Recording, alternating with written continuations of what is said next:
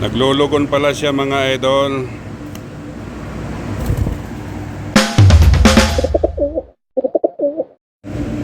Magandang araw mga idol. Ito yung ating tukod galing Kuwait.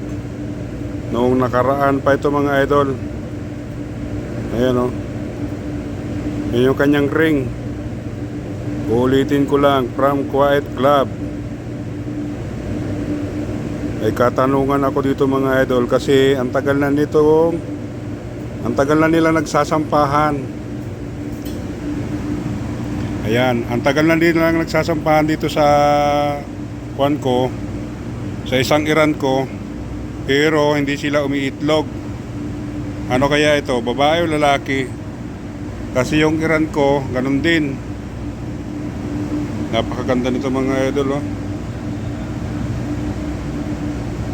Ang ganda ng mata niya. Naglugon pala ito kaya tumatago siya palagi. Ito yung ating Kuwait Club na pinagmamalaki ko mga idol. Napakaganda, napakalaki. Ito ang gusto ko talagang maging magkaroon ng mga sisiw dito kasi napakalaki niya. Sana nga mga idol magkaroon sila ng palahi dito sa aking. Ganda nito oh. Malaki. Malaki ito mga idol. Hindi pa yan siya kumpleto sa pagkain, pero ang laki na niya, lalo na kung kumpleto sa pagkain ito. Ito ang gusto kong magpalahi dito. Yan. Kuwait Club. Hindi na talaga siya umalis dito nung nagkaasawa siya eh. Ang asawa nito si Iran. Nandiyan, nagbabarako pa rin.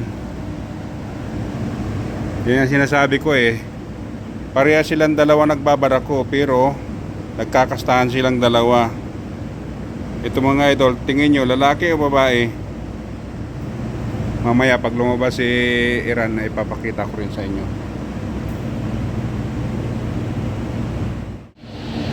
Yan silang dalawa mga idol. Pinakawalan ko na si Kuwait. Ito si Iran.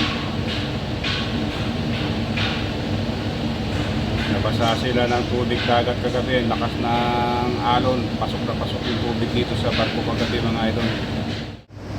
Ito ang ating Kuwait video.